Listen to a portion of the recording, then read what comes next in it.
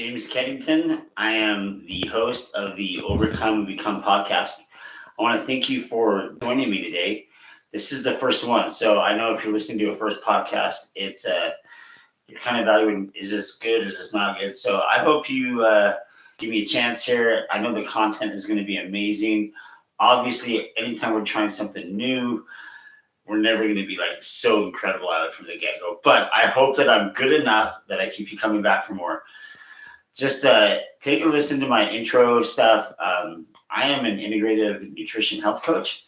And the whole purpose of this podcast is I want to help people overcome the hard stuff in life so they can ambitiously become the best stuff in life, right?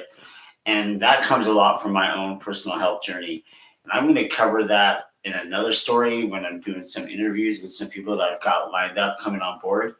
But needless to say, just in short, I went through a period of time where my mental health was shot. I was like, my wife had taken away my guns because she thought that I was going to do something drastic. And quite honestly, that might have been an option.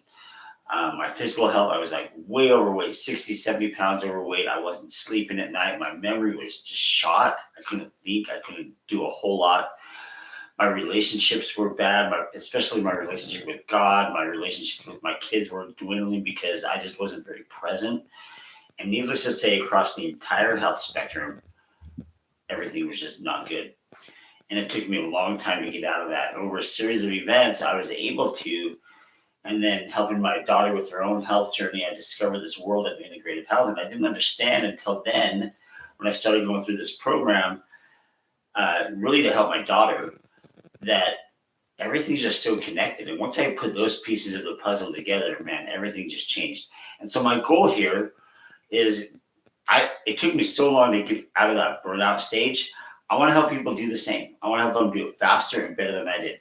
So every single podcast that we do is going to be focused on either preventing the burnout, overcoming it, or being and staying ambitious, right? Because the goal here is not to make money, right? We want to make money because money leads to freedom of time, freedom to buy things, freedom to do things that bring us to happiness, right? We don't necessarily want free time just to sit around the house, right? So free time isn't always the issue either. Free time is because we want good relationships. We want to pursue the things that give us intrinsic value, right? So my goal is to help you become the best version of you, whatever you define that as, right? So today, though, my favorite thing are these 10 behaviors. One thing that I love to do is I like to look for patterns and I like to look for fundamentals. I coach water polo, or I used to, now I ref, but I used to coach water polo, and I would drive home the fundamentals. And I remember one day I was at a coaching seminar workshop with a lady, Sandy Nitta, and we're going over. She's a pioneer in women's water polo. Look her up. She's an amazing person, an incredible coach. And this coach's seminar, we're asking game plans, right? And so she was telling us these things, like, wow, these things aren't much different than what we do. I was expecting like a very high level answer. And for national teams, she kept things at fundamentals. And then about a year later, we had some Olympians come to do a camp for our kids. And the kids say, hey, what do your practices look like? And they started with the fundamentals, right? They just brought down the fundamentals. And ever since then, I've just really been hooked on, if we can fix the fundamentals and get really good at those things and own the mechanics of them, we're going to be really, really good at life. And so I'm hoping that these 10 behaviors that we're talking about today, these are the fundamentals, okay? These are the fundamentals. If we can perfect these, life is going to get a lot better for us, or we're going to keep it better.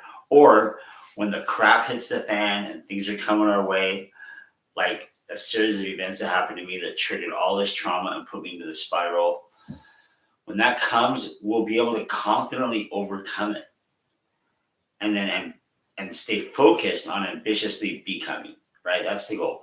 Because there's so much out of our control, and it just happens. Life is hard. We have bad relationships, money worries, negative things happen, just environmental factors.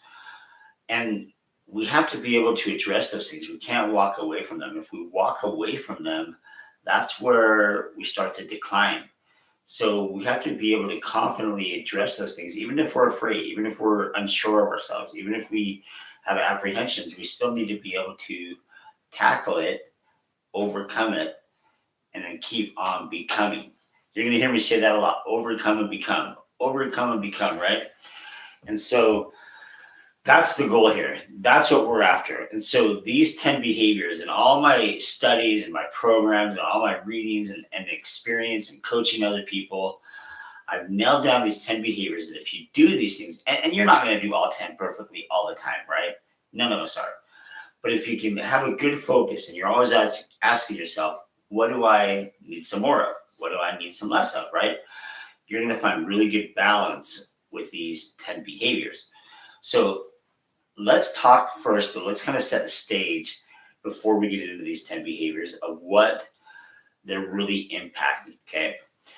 So I look at our health. I don't look at health in silos. A lot of people say, oh, let's just work on your diet. Let's just work on your mental health. And there's nothing wrong with that. Absolutely nothing wrong with that. But it's not the best thing to do either, right? So it's not the worst thing you can do. And sometimes if you're like way out of whack, let's say you're like 200 pounds overweight, dude, you gotta focus on that weight, right? If you are at the brink of a lot of self-harm, you need to really focus on that mental health and get a lot of help, right? So it's okay to get very narrowly focused when the pendulum has swung one direction. But when we are in a phase of our life where we're trying to sustain, maintain, improve, or just overall strengthen, right?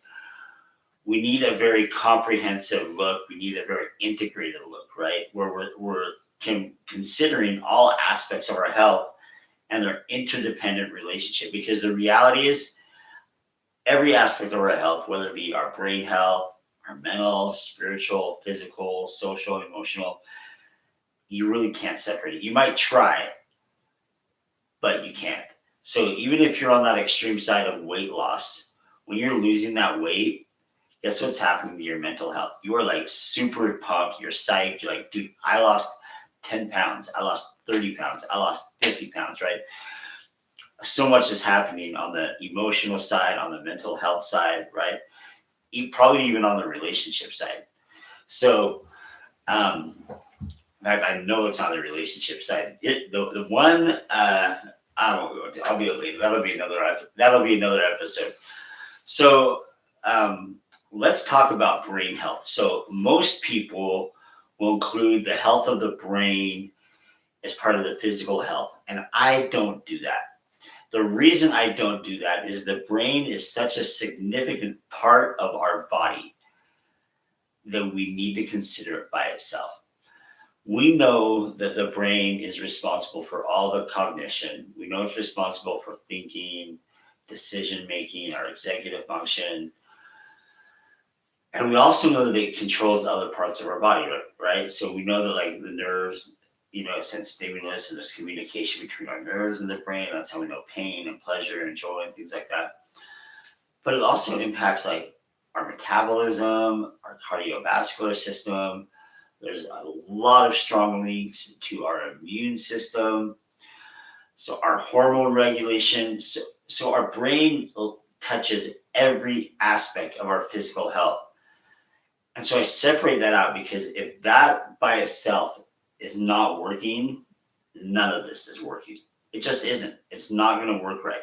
So I pull this out because not only is it impacting those physical aspects, but it's also impacting like our emotional health and our because it's all just, that's the center of it all, right? So we got that brain health and the big things that we need to know. So when we're looking at these behaviors, when we're talking about brain health, like what's going to boost our brain health, right? There's a few things that we want to consider.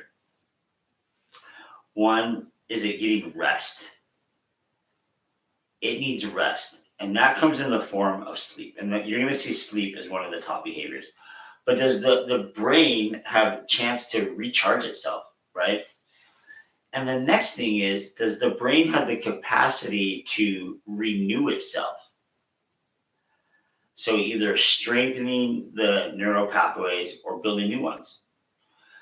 And this is really key in terms of building resilience and building the ability, especially as we age, right? Because things deteriorate, and it's like a road in on the street, right? If you're not paving it or making new roads as population increases, you're going to get bottlenecks, and that's where the brain gets kind of junked up, right? So, does the brain have opportunities for renewal? Does it have opportunities to be strengthened? And does it have the opportunities to grow, right? So, that's what we're looking for. And so, that's how you maintain your brain health, is looking for those behaviors that support those activities. All right, let's talk a little bit about our mental and emotional health. So I'm going to group these together into the same conversation. And the reason I'm doing that, even though I know that they're separate and distinct aspects of health, I'm doing that here because when we talk about sustaining and maintaining and strengthening, the behaviors are pretty much the same, right? Now, I understand that if you got some dramatic mental health issues, which there are a lot impacting so many of us, that the recovery or the remedy solutions are different. But I'm not going to talk about those today. We're just going to talk about the strengthening and the sustaining and maintaining, okay? So the key when it comes to mental health and emotional health is, are we doing the things that help us build resilience to negative situations or emotions or feelings, as well as helping us reframe things so that way we can maintain a optimistic outlook and maintain a forward thinking mindset, right?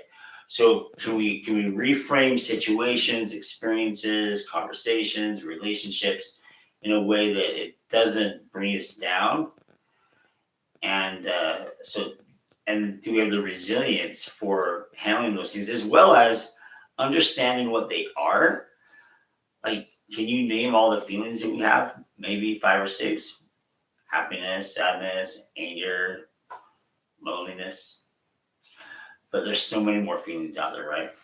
And so even understanding how to give them space, like how do we give disappointment space? How do we give fear space? How do we give it its lifespan so that way it can live, especially the negative ones? Can we give it a lifespan so it can live and then die, and we can leave it behind versus carrying it on? We call it baggage, right? We talk about this baggage that people have. We don't want the baggage. We don't want that negative baggage, right? So how do we make that happen? So that's what we're looking for in our mental and emotional health, that resilience um, that we're looking for. Okay, and also the capacity to just give it that life and move on. All right, let's talk spiritual health. Okay, where I live, oftentimes spiritual health, and I know there's in a lot of areas, right? People confuse spiritual health with religious health, and they're totally different things, right? They're so different. And so I want to just address what spiritual health is. Spiritual health is not your religion. It's not your religious beliefs. It's not your religious practices. Although those things can help and they can contribute to it, but it is not those things, right? So the way I look at spiritual health, and I know there's going to be a lot of other ways to do this, and a lot of people have great descriptions as well. But our spiritual health is, are we living in harmony with what we value the most? So are our thoughts and our words and our actions in harmony with our beliefs? And that's the core of our spiritual health. So we're looking for behaviors that help ground us to those things, that help give us contemplative time, that help us reevaluate what we are doing to build strength in that. Because a lot of times we will value things but maybe cave and do things that contrary. Like, I'll give you an example, right? I don't like foul language. I just don't. I don't like swearing. But guess what I do sometimes? I swear, right? I even say words that I really hate. And so that's not really living in alignment with with my values. So how do I do things that help me live that better? Right? Okay, let's talk physical health. Physical health, this is kind of simple. We all intuitively understand physical health because we're tangible, right? It's our diet, it's our exercise. And because it's tangible and visual, we know, right? We see a person who's overweight and we're like, that's not a healthy person, right? That's pretty much how we judge physical health. But it is so much more than that, right? But bringing it down to its simplest form, right? There are a lot of people who are, based on the standards, the health books, and everything else, are way overweight, but they're healthy, physically healthy. And there are people who are like right in the BMI charts and they look skinny and they look energetic and they are not healthy at all. So they call it skinny fat, right? You heard that term, skinny fat? So this is how I define physical health. Can you do the things you want to do the way you want to do them? Let me give you an example. I love to play water polo. It's a sport I've played since high school. And when I was 70 pounds overweight, I would still put on a Speedo, much to the dismay and horror and embarrassment of my children. But I'd still put on a Speedo and I'd hop in the pool and I'd do it. But never the way I wanted to play. Well, now that I'm at a great healthy weight, I get in the pool and I play the way I want to play. Not necessarily to the skill level I want, but to the physical level. I'm really happy. Like the other night, got invited to go scrimmage a high school team. And there's 2 high school teams that we were scrimmaging. And we're playing 8-minute quarters. And the team that was recruited to go play, guess how many breaks we got? 0. We got 0 breaks. But this high school teams, right, these young kids that are 15, 16, 17, 18 years old, that swim every day. I don't swim every day, right? And they got 10-minute breaks because they alternated quarters, whereas we played Ironman the entire time. And so I played 50 minutes straight. I maybe subbed out 2 or 3 times for a couple minutes, right? So the fact that I can swim that long up and down the pool, back and forth, keep up, play hard defense, put some goals in, right? I'm doing the things I love the way I want to do them. That's our physical health. All right, last one, social health. Do we have deep, meaningful relationships that are safe for us, right? Are we doing the things that feed a relationship that we value, where we feel safe, where we feel connected? If you're feeling lonely, probably don't have the relationships that you want, right? And we're all going to feel lonely. We're all going to feel like, I don't understand, right? But for the most part, do we have relationships that we can connect to people? So when it comes to building these behaviors, are we doing things that nurture those relationships or give us the capacity to nurture those relationships? All right. So now that we've talked about all those things, I'm going to grab a little drink of water. So now that we've talked about those things, those aspects of health wherein that we're trying to improve, let's talk about the 10 super behaviors. These super behaviors, when we do them, they actually impact almost every area of our health. They impact it all indirectly, if not directly. And so we're going to go over these. I'm going to high level really fast, okay? Don't worry, we're going to go over them in detail. And I've outlined what they are in the description. So behavior number 1, sleep. Number 2, movement. Number 3, community. 4, purpose. Number 5, gratitude. Number 6, diet. Number 7, learning. Number 8, new experiences. Number 9, service. And the last one, prayer or meditation or both, right? So let's kind of go down those one more time. And I'm going to outline kind of what the basics are that we're trying to achieve. And I'm also going to outline what areas of health they impact directly. Okay. All right. Our sleep, right? We need 7 to 9 hours of sleep a night. Younger kids, maybe even more, right? Like if you're in development mode up to age 25, you may need 9 to 10 hours of sleep.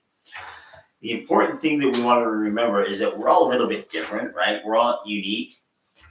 So some people, there's some outliers out there that need 5 hours of sleep and they are golden. There's also outliers out there that need 10 or 11 hours of sleep to be functioning well. But for most of us, we need 7 to 9 hours of sleep. So, and it's not just being in bed, it's quality good sleep where you wake up rested each morning with energy to go. So I would be, when I was way overweight, I would go to bed and I would be in bed for a solid 9 hours. And I'd wake up and I could barely wake up, barely get out of bed. And I didn't have the energy and I'd be falling asleep while driving to work in the morning and I'd fall asleep at work, right? So that was not sleep. In fact, my tracker said that I was getting about 30 minutes a night. Not good, right? Even though I was in bed and I was technically sleeping, right? I wasn't sleeping. But now I go to bed. When I wake up, rarely do I even need an alarm to wake up at the time that I even want to wake up at. I'm up and I'm like, 10 minutes, I'm out the door, walking the dog, listen to podcast, boom, the day's going. And I'm going solid until it's time to go to bed. So that's restful sleep. I'm waking up with the energy I need. All right. And that impacts, so sleep impacts every category of health, 100% of them. And the biggest reason it does that is because sleep is the most necessary thing for our brain to function right every single day. So when our brain is functioning right, everything else is going to have the energy and the bandwidth to do it. There's so many benefits to sleep. We're going to have whole podcasts on this. You need to listen to Matt Walker. If you haven't listened to Matt Walker, he is the #1 sleep expert, and I couldn't recommend him enough. So let's talk about the next one, right? Movement. Movement impacts directly our brain health, mental, emotional, physical, and social health, right? So when we're moving, we're releasing a lot of the positive hormones, as chemicals, the dopamine. We're also getting the blood flow going. Our energy is up high. We are expanding our neural networks. We are increasing our capacity to think. We are decreasing the odds of negative feelings. So movement is so important. So we've got to move. We have to move. Now, depending on who you talk to, the movement kind of varies. Some people say 30 minutes a day, right? And there's what we call kind of good, better, best. And we're going to do good, better, best with all of these in a little bit. But good, better, best is, on the good, is like 20 minutes a day of just a simple, like going on a walk for 20 minutes. And I do that every single day. I walk my dog, we go a mile, and it's about 20 minutes. But I also do other exercises, right? So better would be like some weightlifting, getting up every hour, moving, enjoying the outdoors, do some stuff, right? That would be better. Best, and I love Andrew Huberman. If you have never listened to Huberman Lab, this guy is so amazing. He's like my hero. I love Andrew Huberman. But he talks about a lot of exercise protocols, and I try to follow those. And I think best is where you're getting in 2 to 3 really solid cardio workouts a week and 3-ish really good weight resistance workouts a week. And then also a very long cardio activity throughout the week. So that kind of adds up to 7. So it's really hard for a lot of people to do that best thing, but you've got to figure out what works for you. So movement, you got to do it. Third one, community. Have you heard of the blue zones, right? Look up blue zones. Community is so important part of the blue zones and lasting a long life. Having a community is that sense of belonging. This is where we foster relationships now and build those meaningful, deep connections with other people. Community can just be you and one other person. It can be a big, large group of people as well, right? So when we are part of a good community, we're going to be impacting our brain health, our mental and emotional health, as well as our social health. Okay. So the things that you're looking for in a good community where you're going to really find these deep connections and these emotional bonds, one, shared values. Now, all your values don't have to be shared, but there needs to be a common set of shared values, right? And then a common purpose as well. What's this community? What's the purpose of this? So I've got a community in my family, right? A lot of our shared values are fun, right? We all appreciate fun, respect. We appreciate honesty, right? We all like that, especially between my wife and I, right? We got married because we had this common set of values. We had some babies, right? We had 5 babies. We still have 5 babies, but the oldest baby is 23 now. So, but we have this common set of values right now. I've also got common set of values in my water polo community and in the health coach community, right? And those water polo values aren't all the same as the health coach values, but I've got commonalities with all of those communities. And so that's what we kind of leverage, and that's what builds that meaningfulness, right? So look for those communities and those relationships. All right, let's talk about the next one, purpose. Purpose is so, so, so important. This is what gives us like, why am I waking up in the morning? Why am I even here? Right? When we have a purpose, we automatically have a sense of initiative. We need to get out, we need to do something, we need to make something happen.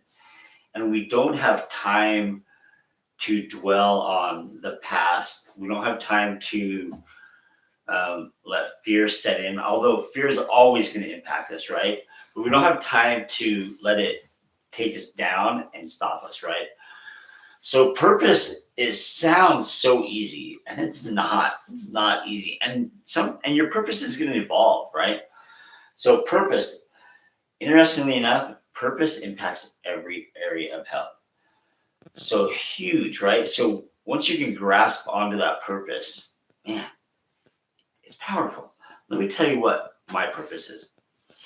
And I've just discovered this. And it's been an evolution of probably 15 years until I've really latched onto this and understood my own purpose. And it's simple: make other people's lives better. That's it. Now, when I was in marketing, I made people's lives better because I only would market brands that weren't deceptive, right? I only did marketing that was honest. I only did things that actually improved people's quality of life the way they defined it. I got into home services stuff, and when I would make people's homes better, their lives were better. And that gave me fulfillment.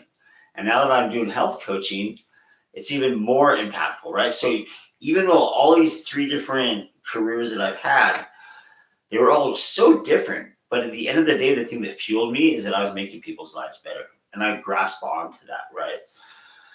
So the next one, another doozy. All of these are doozies. All of these are amazing. Gratitude. This impacts everything. If you want to hear about gratitude, if you like a good sermon without being preached to about religion, you need to listen to Steve Harvey.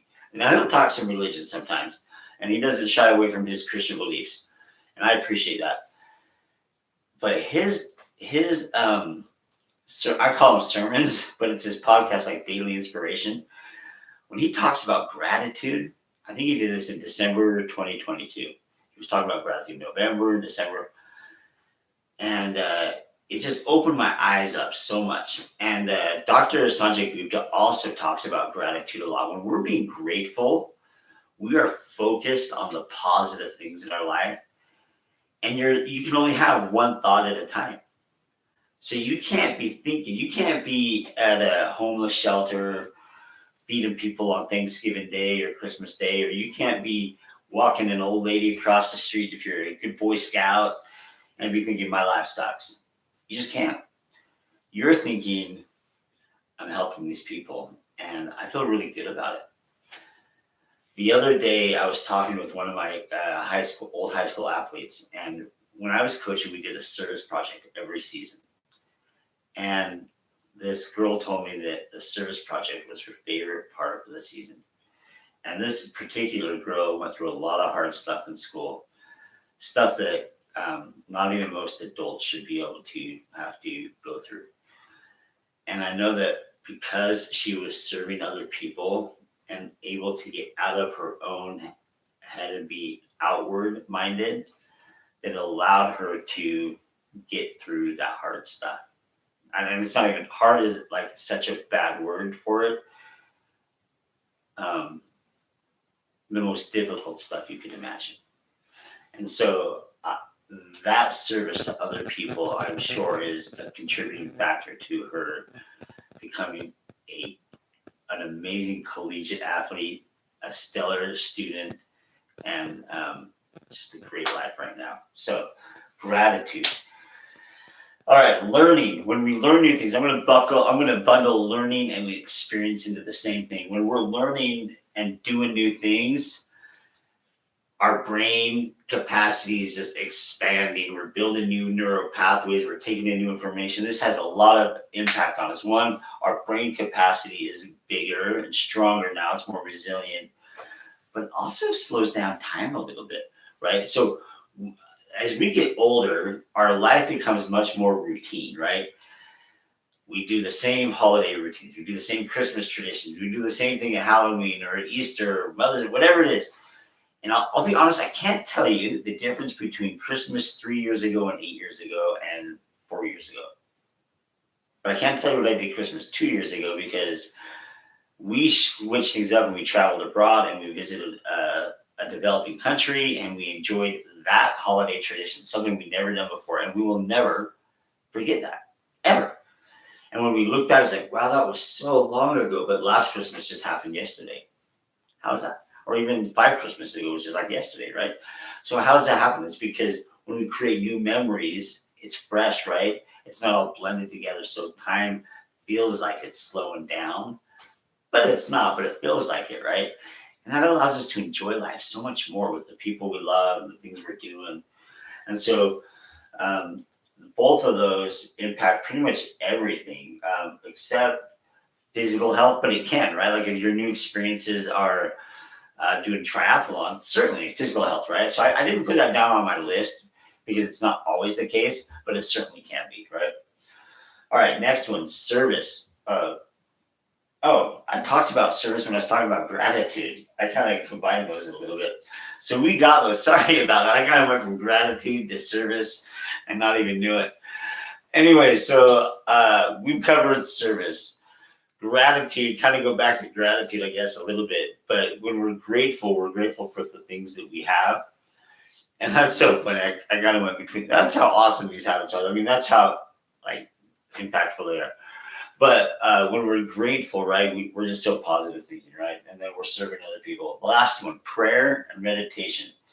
And this impacts everything directly. And depending on how you do the meditation or prayer, it can impact your physical health, right?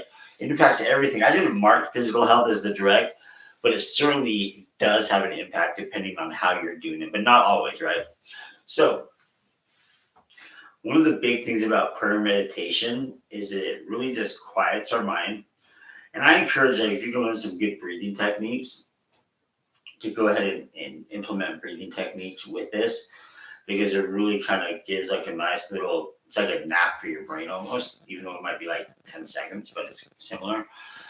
So this prayer meditation, and really what you're doing is you're just kind of like becoming focused on a singular thought. There's some meditations where you're thinking everything all at once, right? It's like that movie, Everything Everywhere All at Once, or something like whatever that movie was. But there's most meditations, it's a very focused thought and it's very quiet and grounded, and you're trying to drive into a core value, like maybe gratitude or ambition or creativity. And sometimes it's like values, like how do I be more loving, more kind, right? So these are the things. I'm going to quickly, we're going to run out of time here in a little bit, but I want to just kind of go over some good, better, best things, right? So sleep. The good is uninterrupted, regular sleep every night. Better is 7 to 9. And best is that uninterrupted 7 to 9, free of alcohol and caffeine and snack and technology beforehand, right? So there's a lot of protocols around the alcohol, caffeine, but give your body a chance to wind down for at least a few hours. The alcohol and caffeine a lot more than the few hours, right? A lot of recent studies show caffeine should be out of your system by like 1 o'clock in the afternoon, meaning your last dose is around 11 or something like that. I'm probably getting some of those wrong, but that's the general idea. So that's best. Movement. Move your body 20 to 30 minutes a day is the good. The better is exercising 60 minutes, 3 to 5 days a week. And the best is a lifestyle that incorporates cardiovascular exercise, resistant workouts, and enjoyable activities that require moderate to intense movement each week. Community. The good. Daily interaction with others. The better. Spending quality time with your most important relationships each week. And the best is proactively nurturing core relationships each week and regularly expanding your social circles. Purpose. The good is weekly planning, right? If you can plan your week, what tasks do I need to do, what appointments do I have, that's good. The better is setting goals and identifying the path to goal accomplishment and work on those goals regularly. The best is discover the kind of societal contributions that bring you the most fulfillment and joy, and let that be the cornerstone of how you treat others and spend your time. Gratitude. The good. Show gratitude when others do something nice for you. Better. Regularly recognize how God and others have blessed your life. Best. Show gratitude and expression by blessing the lives of others through the blessings that you have been given. Diet. The good. All right, some of you may not like this. This is where sometimes we part as friends because you got things that you like. But I'm going to be honest here. The good. Avoid fast food, sugary drinks, pretty much like soda and a lot of juices, and refined carbohydrates. The better is also avoiding processed foods, added sugars in food and drink, caffeinated drinks after 11, and limit alcohol intake, and no smoking, right? Remember that show, No Smoking? What was that, the Twilight Zone movie? All right. Diet. Oh, the best on diet. Research and study the different approaches to eating, whether it be paleo, vegetarian, Mediterranean, whatever, and adopt the one that gives you the best energy and helps you sleep and supports your lifestyle. Every diet's good for someone, but not every good diet is good for everyone. And there's not one that's best for every person either. Although the studies do show that the Mediterranean diet is better for most people. Anyways, just kind of throw that out there. You might want to start with that one. Learning. Daily read the news or blog articles. That's a good start, right? Better is engage regularly in the reading of topics that are interesting to you. And best is take on new hobbies and interests and dedicate time to mastering those things. All right, experiences. The good. Try new foods and visit the locations close to home. And visit new locations close to home. Better.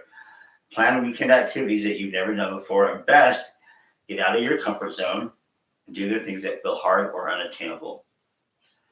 Service. Be kind to others. That's good. Everyone can do that. Better is do random acts of kindness and sporadic service projects. Best, commit regular time to a nonprofit, community organization, or a service-based organization. That would be best. All right, prayer meditation. This is our last one, right? Okay. Good. Weekly reflect on your accomplishments, setbacks, and ways for improvement. Better. Weekly connect with God through active prayer and scripture study, or participate in guided meditations. I love to do both. This is not a paid promotion, but I love Apple's guided meditations. You can find a lot of guided meditation apps. I highly recommend that for everyone. It will, if you are religious, it will actually enhance your religious experience. All right, the best is doing those prayers and guided meditations daily. So, anyways, my people, if you made it here, you are like my new BFF. Thank you so much. I know we've gone on for quite a while, but we covered some great stuff here. And I'm going to make you a promise. I want you to ask one question, and here comes the promise. The question is, what's one thing you need less of and one thing you need more of? And the promise is, if you trust yourself and you trust that answer and you do what you advise yourself, your life is going to get much better. That's a promise. I give it to you right now. So please subscribe to the podcast, because the ones that are coming up, we're going to be hearing people's health journeys. I'm going to do a deep dive of mine. We're going to be talking about other cool podcasts and things that we're learning. I'll share stuff with you that I've learned from the Institute of Integrative Nutrition. We're going to talk about tips and tricks. We're going to dive deep into a lot of tactics for maintaining all of this stuff and building up our resilience, so that way you can overcome the hard stuff in life and become the best you. I'll talk to you next time. Thanks.